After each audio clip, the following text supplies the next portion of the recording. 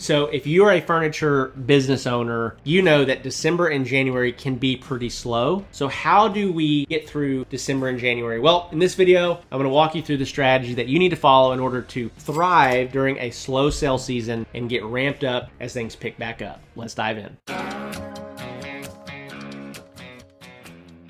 All right, as always, welcome back to the channel. Welcome back to the podcast. My name is Zach Vaught, and I am your host, and I'm so glad that you're here. And if you're watching this one, and you're a furniture business owner, you're a woodworker trying to sell more expensive things in December and January, you may find that the market has slowed down a little bit. This is a normal ebb and flow of what we do and how we do it if we're selling to the general public. So a couple distinctions I want you to make here is either you sell retail or you sell wholesale. So if you're selling retail, you're selling to the end consumer, which is what most of us are doing. Or if you're selling wholesale, you're selling to stores or interior designers that are then selling to the end consumer. Now, December and January, what tends to happen is retail begins to come to a screeching halt, especially for more expensive goods, because the everyday average American or everyday average person is spending money on Christmas. Right? They're spending money on their loved ones. They're traveling. They're trying to wind down at the end of the year. They're starting to set some goals for the new year. They're not thinking about buying expensive goods. In wholesale, you've got store owners that are getting ready to head into the new year strong. So what they're doing in January is that they're hitting up all these different markets all across the country. You got the Dallas market. You've got Las Vegas market. You have the High Point market, right? Where they're going to all these furniture stores and they're buying from manufacturers like you and like me, and then they're putting them in their store and then they're trying to sell them. So retail dips, wholesale increases. January is always a great month for wholesale,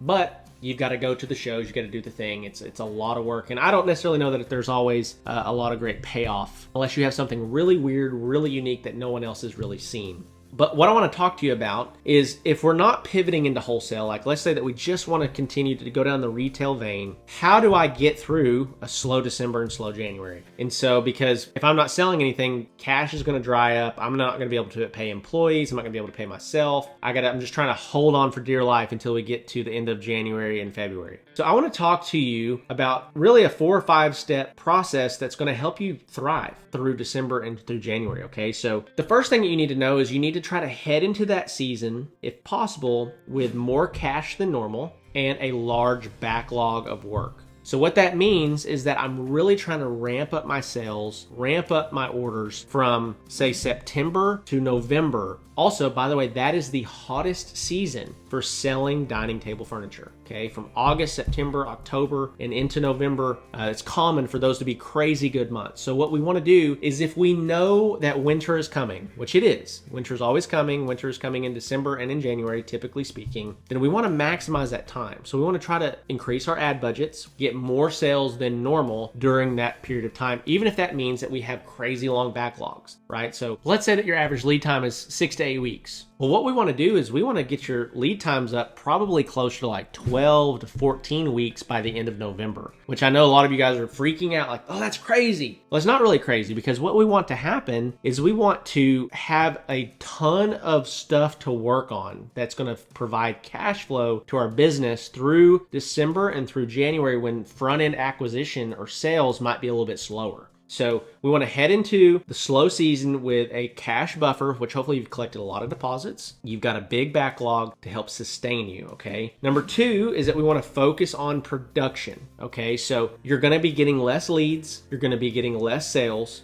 That's normal, okay? I want everybody to understand this. That is normal. It's not weird for you to be getting less leads and less sales in December and January. Expect it. Expect it to be slower. Okay, so what you need to do is you need to pivot your attention, your mental bandwidth from handling leads and handling sales to getting stuff out the door. This is always a strategy that we used every single year inside of my woodworking business, is that we would focus on getting more stuff out the door, trying to cash flow the business, keeping the finances in a healthy place by doubling down on production. Well, how do you do this? If I only have this much capacity, how do I increase that capacity? You hire temporary workers. You increase hours. You run a first shift and a second shift inside of your shop. These are different ways that you can drive more production out of your shop and increase cash flow, okay? So we want to increase cash flow from production. So just FYI, this is with us collecting 50% deposits when we get a sale and collecting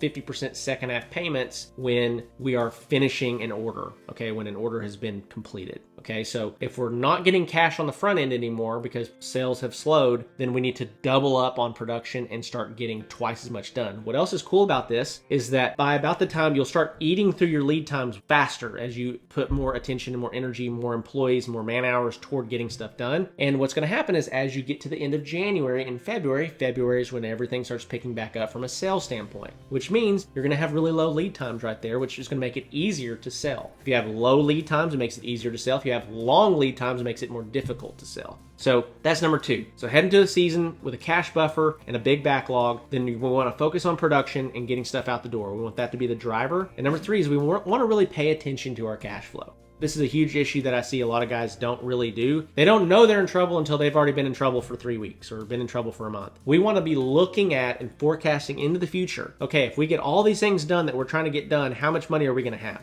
Okay, I got to pay for rent on the first of the month. I got to order all these materials. What all are we going to get done? And how much cash am I going to have to be able to do all that? Then what am I going to be left with? Well, you got to start forecasting into the future and looking at where am I going to be sitting a week from now, 2 weeks from now, 3 weeks from now. We want to make sure that we are getting ahead of the game instead of always reacting to it and being behind it. That's super, super, super important. Okay, last thing that we want to do during this slow period is that we want to typically back off of our ad spend just a touch, and we want to increase our organic efforts. Okay, so why do we want to do this? Because what happens in November and December is that everybody that is an advertiser on the face of the planet, they're running ads because they're trying to get Christmas sales, right? So we're all competing for the same timeline space, right? Facebook news feeds where everyone has the same news feed. There's only so many allotted spaces for ads. Now we have an increase in advertisers, an increase in competitive money getting into that space. So costs tend to climb. To get the same results that may cost $10 2 months ago now are costing $18, right? So what I tend to do is try to encourage clients to back off their ad spend a little bit and then increase their organic efforts. What are organic efforts? We talk about this all the time. It's posting more in Facebook Marketplace. It's posting more in Facebook groups. It's reaching out to more interior designers. It's getting more connected to local businesses and business owners. It's giving more bids on restaurant jobs or government jobs, right? These are the things that we can do organically that don't take money, they take time. So if you have a little bit more time, if you still want to drive front-end sales and front-end acquisition, I would encourage you to pull back just a hair from paid ads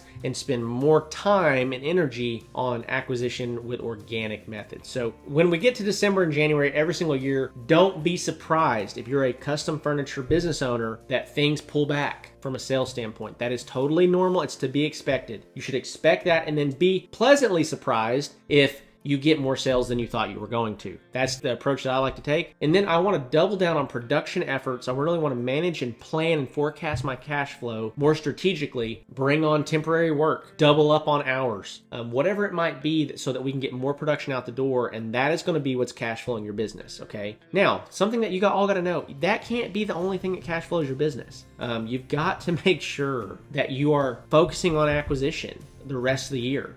This is one of the biggest challenges, biggest issues. There was an unfortunate situation of a guy that I know that took over a business, and he didn't do this. He just focused on getting stuff out the door and pulled back from all ad spend, wasn't acquiring any new clients. Well, that business dried up and died. Okay, so I wanted to just encourage you. You got to be, if you're trying to scale and trying to grow, you got to be focusing on acquisition the rest of the year. And you still even need to be focusing on it somewhat in December and January, but your primary focus needs to go to production. So if this is helpful to you, let me know in the comments below. If you are a woodworking business owner that's really trying to scale and trying to grow, be sure to check out the Woodworking Business Accelerator program. It's the third link in the description below, where we're working with guys all across the world at this point, helping them scale and grow their woodworking businesses predictably and profitably. Now, we are not inexpensive, but we have real results attached to countless stories inside of this program. If you want to learn more about guys that have been in the program that have been successful, be sure to check out all of our bonus episodes that we've been posting here inside of the YouTube channel as well. So with that being said, love and appreciate you all, and I will see you on the next one.